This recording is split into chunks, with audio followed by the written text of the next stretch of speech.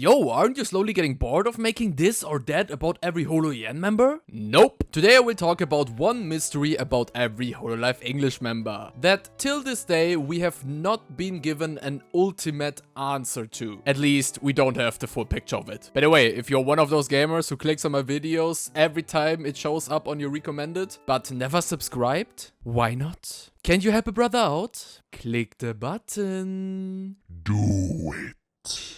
Let's start with two members at once, because I would love to know how the stopwatch transaction went down between Amelia and Kronii. Like, there has to have something happened that the literal guardian of time meets up with a normal human and she even gives her a device that allows her to travel through time. And we know that it didn't happen because of their connection through Hololive. Because first up, obviously, Amelia had the stopwatch at her debut and Kronii wasn't even around back then. And also in Calli's Fear the Reaper animation video, yes, I know I referenced that one a lot, but it's 9 minutes of pure lore, which is such a rarity within Hololive. So can you blame me? Anyways, in the animation we could see that Amelia even had the stopwatch before she presumably even joined Hololive. So what exactly happened there? My little theory about what happened is as follows. So we could see that Amelia was building a time machine as a child in there. So Amelia just managed to complete the time machine and then used it to travel through time. Kronii, being the guardian of time, noticed that someone is messing with the time and pursued them to see what's going on. What exactly made her give Amelia the stopwatch is something I'm really clueless about though. Maybe because Kronii doesn't want Amelia to run around with the giant machine because it would be way too suspicious and that's why she gave it to her? Who knows? Bijou's little mystery I'm curious about is how her interaction with the gods, that according to her own statements resulted in combat between her and the gods,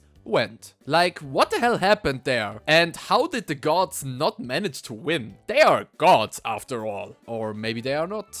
But that's a theory for another time. So we know that Bijou got caught by baiting her in with a cake. Which means that the fight against the gods had little to nothing to do with the process of her getting captured. Which also might mean that Bijou was out there beating up gods. Okay, we don't know that obviously, but at the very least the gods didn't win against her. But still, I want to know what and why all of that even happened. And where does Bijou even get all that power from? Like, I know she's like the jewel of emotions, but are emotions that powerful? You know, I was kinda clueless when it came to Bae, because there was no mystery that came straight to my mind, even though it is kinda right in your face. So I asked my Discord. And who else than Bae is there to hit me up with an unanswered question? What exactly is her key for? Like, I've seen clips about Bae talking about it, but she never really gave us a proper answer, right? We have heard the name Laplace thrown around a lot, but it's hard to tell if that is said as a joke or if it was factual. I think the Laplace one seems reasonable though. Holox debuted like 3 months after Council, so there's a good chance that Hololive really did plan for this to be a plotline. But we will have to wait for the 100% no joking confirmation. Calli is a quick one, but one that I have talked about a couple of times now. Does, or rather, did she actively kill people? Or just guide the souls of them to the Afterrealm, like a Reaper would usually do? I would assume she only handles the souls, but Calli more than often talks about her killing people. Now, if she really means that, or just uses that way to phrase it to refer to her just taking the souls, is, as far as I know, still up to interpretation. Cecilia's question is an obvious one, but one that I would love to get more infos in. Who created her and what exactly was she programmed to do? I have not seen anyone talk about this at all, even though it's like the most important portion of her life. No shit. It's her birth after all, Mr. YouTuber. Unfortunately, all we can do is make assumptions. Like, I would assume she was created with the main purpose to serve justice. We do know that at least back in the day she did do her cleaning duties for justice, but that's really it. What is up with Erb's fire powers? Why is it straight there in our face but is rarely talked about? Where did she get it from? She has traveled across multiverses, so I imagine that she has some supernatural powers. And in her debut stream, she tells that those flames are always inside her body and she controls it with her voice. But why does she have physical fire in her to control in the first place? It's not like Fauna, where it's likely that she can do funny plant stuffs. She's Mother Nature after all. For what we know, Liz is a human? A special human? Some kind of alien? I do not even know what she is supposed to be totally honest. She looks like a human, but a normal human does not travel through multiverses. And considering the reputation she got, I would assume she's been around way longer than a human lifespan would allow her. So Liz is honestly still a big question mark as a whole for me.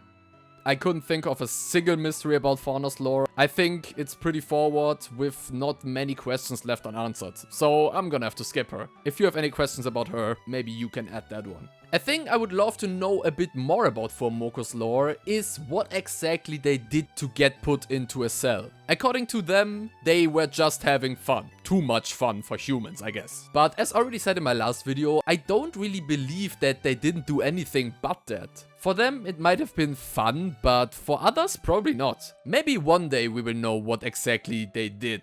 Bro, for all we know, they might have eaten the kittens of the humans. They often mention that they do that stuff, so who knows? For Gigi, I would just like for them to explore her being a gremlin a bit more. Unlike other members who just get called a gremlin, Gigi is an actual one. Like, it says it right here on the official website. Also, are those shoes or her real feet? I know someone already asked that, but she also didn't seriously answer it. What are you, Gigi? Why is justice unironically a bigger mystery than Advent? Apart from Shiori, of course. Gura is gonna be in question as old as time. Time and time over again, people try to tell me that it is confirmed that Gura is some kind of royalty. And I'm not saying it's wrong, it's just a fact we simply don't know. I agree, there are a lot of things implying it, but nothing has been 100% confirmed. With that being said, I'm curious too. I wanna know, is Gura related to Poseidon in some way maybe? We just know that she isn't his daughter, but she could easily be somewhere else in the family tree. Let's hope we will find out one day. For Ina, I wanna talk about two things. First, we still don't know if Ina is really human or not. She claims she is. Calli and Kiara say that she isn't. Like, some of her physical features tell us that she, at the very least, isn't like a normal human anymore. But honestly, who cares about that one? It doesn't really matter anyways. What I wanna know is, what exactly happened when she almost ended planet Earth? She mentioned this one time in the collab stream with Henya, and to my knowledge, never again. If the world almost ended, why does no one talk about it? That should be a pretty big event. But yet, till this day, we only have it mentioned once. So I would wanna know what did happen. I mean, yeah, she opened the book and the Ancient One probably took over. We can assume as much, but I want details here. For example, who was the one who prevented it? Who saved planet Earth back then? I really wanna know that. The biggest question I have about Iris is where the hell the half-demon comes from. Get it? Where the hell the half-demon? Anyways, Nephilim are the offspring of an angel and any other race that isn't demon. I've already mentioned that in the promise video I did back in the day. So why is Iris half demon? Honestly, no idea. She's definitely special in that regard. The only reason I could think of is that her parent was maybe a fallen angel that, according to some sources, are basically the same as a demon. But instead of speculating, I would just prefer a confirmation from like a lore video or just a statement, or I just wanna know, man. That would be so pog. Kiara is up next, and the question I have about her is, what happened to the human employees at KFP? We can see here that there used to be humans, but now they're just her fanbase, like the little chicken guys. Did she just fire them? Or maybe even something worse? Nah, I'm just kidding. What I wanna know is how old Kiara really is, because she claims that her age is eternal, which I don't really understand. Okay, she's eternal, meaning she never dies, but you have to be born or created at some point, right? Kiara is not like Kronii or Calli. Time and death just simply are concepts. And their inception is probably at the same time when that concept started, which pretty much is the beginning of time. But Kiara is a living being, a phoenix. There had to be some point when she had her inception. And that is what I wanna know. How old is Kiara actually? When was she born? Same as Gura and Ina, Mumei's mystery is something I've already talked about on a different video. Is Mumei really civilization, like so many people claim her to be? I'm gonna be honest, I personally don't think so, but I guess this is more of a mystery for the Hololive community and less for me. Cause I think there are many things telling us that Mumei has way less relation to civilization than we think she has. For example, Mumei herself telling us that she's not really a guardian of any kind, and that that title is not really accurate for what she does. But I guess some gamers out there think she is, so it is an unanswered question in some way.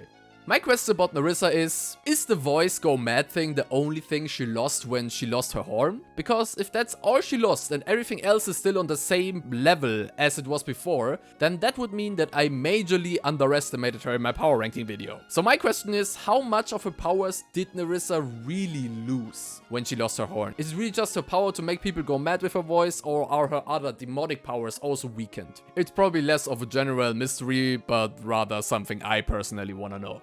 The one big question I have about Raora and Liz to some extent is if she's really able to deal with FuwaMoco by herself. Is she really that strong? For those who don't know, Raora was sent by Liz to bring FuwaMoco in. By herself. I'm gonna be honest, I don't see it, but Liz is not a dumb person, so there has to be something behind that mission, right? So maybe Raora is really stronger, or maybe more competent, is good at manipulating people, I don't know, than she appears to be. That sounds like I'm calling Raora weak right now, but she's not. Just compared to Hololive, she is not really the strongest. She shouldn't be the strongest. Maybe she is. Apparently, there's something behind the story. There has to be something, right? Yeah, that's just what I wanna know. Why did Liz send her on that mission? Is Raora really capable of that? Finally, Shiori. What the f is she?